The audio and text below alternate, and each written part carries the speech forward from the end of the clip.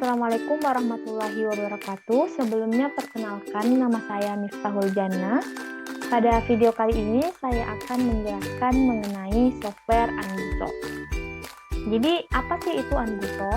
Nah, Anbuso ini adalah program analisis pucuk soal yang dikembangkan secara sederhana untuk membantu dalam membuat administrasi guru, khususnya yang terkait dengan analisis pucuk soal.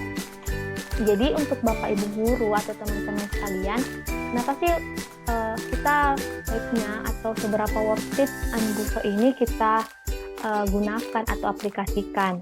Nah, bisa dilihat pada layar, ini adalah program atau software yang sangat sederhana, mudah digunakan, praktis, dan gratis. Jadi ketika kita sudah memiliki Microsoft, kita sudah bisa mengaplikasikan analisis ini. Kemudian dalam Anbuso ini tersedia untuk tes objektif ataupun tes subjektif. Ada pengumpulan atau pengelompokan remedial, ada hasil analisis dalam bentuk format laporan, dan adanya grafik hasil analisis. Jadi nanti setelah kita menginput data, kita dapat melihat grafik analisis dari data yang kita input. Nah, kita bisa lihat pada layar, di sini ada tampilan awal untuk Anbuso. Di sini ada beberapa menu. Yang pertama ada menu input data. Di sini di menu input data ada identitas umum. Jadi kita bisa mengisi di sini identitas umum. Kemudian jumlah dan bobot soal, ada untuk soal objektif atau soal pilihan ganda, dan ada untuk soal esai. Kemudian setelah kita menginput data, kita langsung saja menginput nama dan jawaban yang dipilih siswa pada tes. Di sini ada nama, jenis kelamin, kemudian pilihan tempat jawaban soal objektif, dan soal esai. Namun untuk soal esai ini kita terlebih dahulu harus memeriksa secara manual, yang kemudian nilainya kita masukkan ke analisis ini. Kembali ke menu utama. Selanjutnya ada menu laporan peserta. Jadi setelah kita menginput data tadi, kita langsung bisa melihat laporan dari peserta dari misalnya tes objektif ataupun tes esainya. Kemudian ada nilai. Seperti itu. Kemudian untuk hasil analisis soal, kita bisa lihat daya beda, tingkat kesukaran, alternatif jawaban tidak efektif dari soal yang kita gunakan. Di sini bisa dilihat ada sebaran untuk PG dan esainya. Kemudian untuk menu selanjutnya ada menu remedial. Jadi di analisis Anbuso ini kita sudah bisa melihat peserta didik yang remedial dan dia remedial di materi apa. Bisa dilihat di sini. Jadi nanti setelah kita input data, nama peserta yang remedial dan materi remedialnya akan muncul di tabel ini. Kelompok. Nah, untuk menu grafik, di sini setelah kita juga menginput data, kita bisa melihat grafik dari daya beda soal, tingkat kesulitan soal, kualitas soal, maupun di sini kita bisa melihat proporsi ketuntasan peserta didik, sebaran predikat peserta didik, dan pencapaian KKM oleh peserta didik. Langsung saja, di sini saya sudah memiliki data untuk memasukkan ke analisis ini. Nah, ini ada data saya yang di sini saya tidak menggunakan nama siswa melainkan hanya NIS. Jadi, tapi kita juga bisa menggunakan nama siswa dan baiknya kita memang menggunakan nama siswa. Nah, selanjutnya di sini ada kunci jawaban. Untuk data itu saya sudah masukkan di Anbuso. Nah, jadi di sini satuan pendidikan. Kenapa ini kita harus penting kita isi? Karena akan berpengaruh di akhir atau laporan yang akan jadi akhir dari analisis ini. Jadi untuk identitas umum, yang pertama ada identitas satuan pendidikan. Ada di sini saya mengambil sekolah MTSN Baru. Kemudian mata pelajarannya ada mata pelajaran IPA, kelas 7, nama tes akhir semester. Mungkin kita juga bisa mengaplikasikan analisis ini untuk ujian tengah semester ataupun tiap bab seperti itu. Adapun pokok bahasan energi, nama guru di sini ada nama saya sendiri, kemudian NIP karena saya masih belum memiliki NIP, jadi saya mengisi 0 saja karena tidak boleh kosong ya. Sebenarnya bisa kosong sih, tapi nanti akan ada keterangan belum diisi, jadi saya mengisi seadanya saja. Atau saya mengisi min. Ya, karena saya belum memiliki NIP, jadi saya mengisi min saya. Di sini ada semester, ada tahun pelajaran, tanggal tes, tanggal diperiksa, nama kepala sekolah, ini nama kepala sekolah di sekolah saya. Kemudian ada NIP kepala sekolah, kemudian tempat laporan, kemudian tanggal dan skala penilaian, serta nilai KKM. Jadi nilai KKM ini kembalikan lagi kepada sekolah atau KKM yang berlaku di sekolah. Selanjutnya, di jumlah dan bobot soal. Jadi di sini ada menu atau ada pilihan jumlah soal pilihan ganda itu maksimal 10. Nah, ini sih merupakan salah satu kekurangan dari Andiso ini karena kita hanya bisa menganalisis maksimal 10 PG dan maksimal 10 esai. Nah, karena saya hanya menganalisis dari soal pilihan ganda yang berjumlah 10 nomor, jadi saya tulis 10 dan untuk esai saya tulis 0 karena saya tidak menggunakan soal esai. Nah, karena saya hanya menggunakan soal PG, jadi saya menulis 100% untuk pilihan ganda dan 0% untuk soal esai. Di sini kita masuk ke data soal pilihan ganda. Di sini ada jumlah alternatif jawaban maksimal 5. Jadi kita hanya bisa menggunakan 5. Jadi saya di sini menggunakan 5 juga. Ada pilihan ganda A, B, C, D, dan E. Kalau kita menggunakan 4, kita bisa sampai D seperti itu. Untuk skor benar ada 1 dan ketika salah ada 0. Kemudian ada kunci jawaban, kita sesuaikan sama jumlah soal tadi karena ada 10 soal, jadi ada 10 kunci jawaban. Kita harus teliti atau betul-betul memperhatikan kunci jawaban ini karena mempengaruhi dari hasil siswa. Kemudian untuk kunci jawabannya kita tulis tanpa ada spasi seperti pada layar. Nah, kemudian untuk kemampuan yang diukur, nah di sini penting juga kepada guru mengisi kemampuan yang diukur, tapi di sini saya hanya mengambil contoh soal kemampuan yang diukur dari masing-masing soal.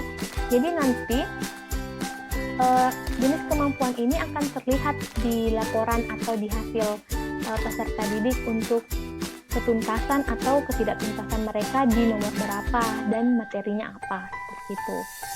Nah, karena saya tidak ada data esai, jadi saya tidak mengisi. Jadi ini kentara ya. Jadi kalau misalnya kita tidak mengisi data di atas, di sini ada tidak perlu diisi.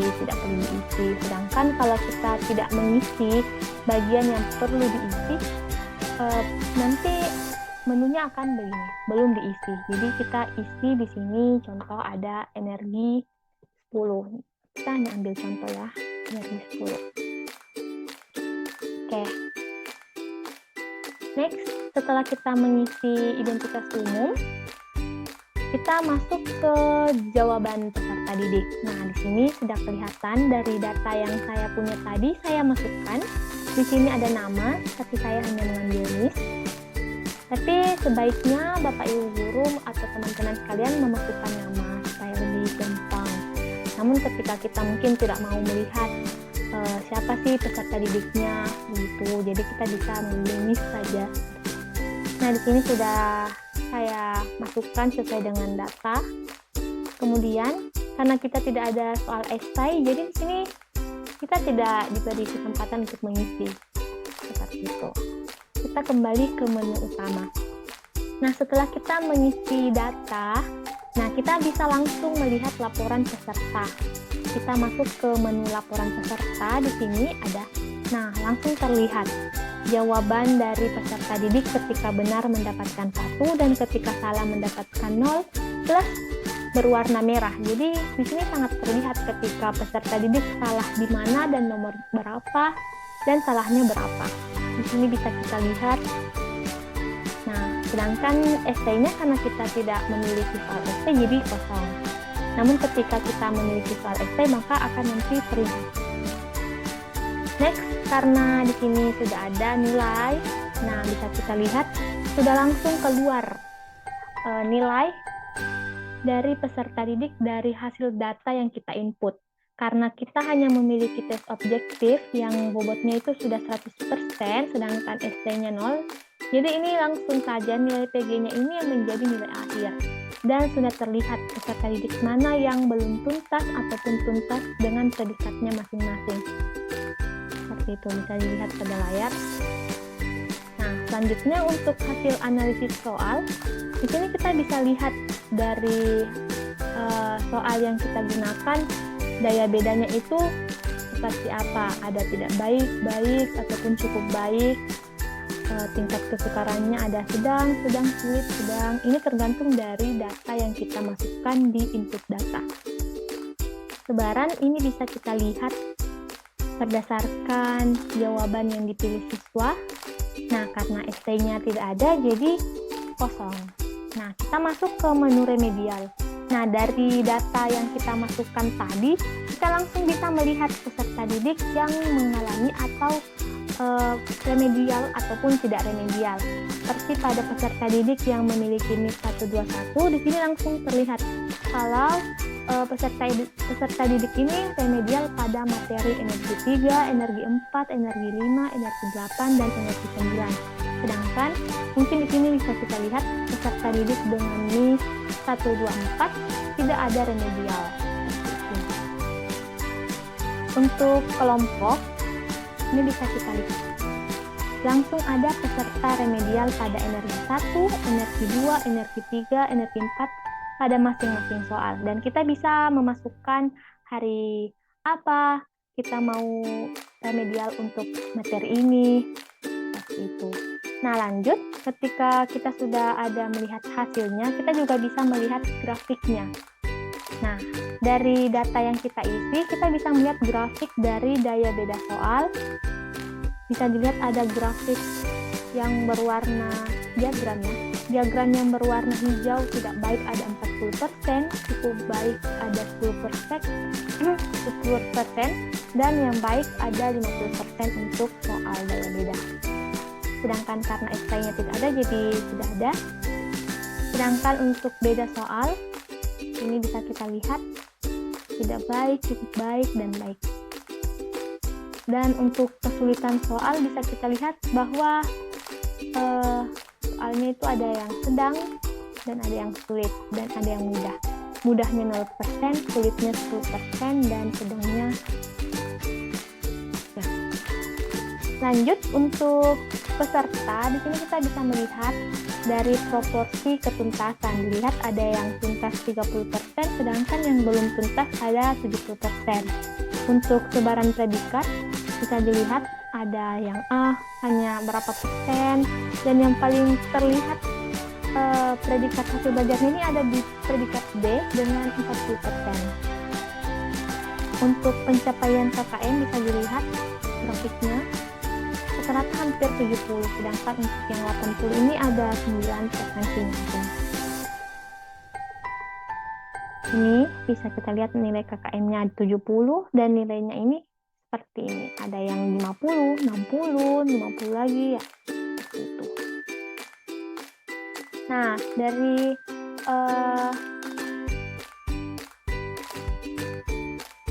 Ambuso kita bisa langsung memiliki nilai pelaporan untuk guru-guru. Sangat gampang, kita bisa langsung cetak dengan cara Ctrl P. Nah, kita bisa langsung memiliki laporan dengan cara mencetak hasil dari analisis Ambuso. Bisa dilihat pentingnya identitas yang kita isi di awal adalah di sini. Jadi langsung terlihat satuan pendidikan ini sesuai dengan yang kita isi sebelumnya. Dan tanda tangan bisa kita lihat di bawah sesuai KKM-nya berapa, nama gurunya siapa, ini tempatnya, tanggalnya, mengetahui kepala sekolahnya, namanya siapa, NIP-nya berapa. Jadi ini betul-betul sesuai dengan data yang kita isi di menu input data. Mungkin itu yang bisa saya sampaikan pada video ini. Kurang dan lebihnya mohon dimaafkan. Assalamualaikum warahmatullahi wabarakatuh. Terima kasih.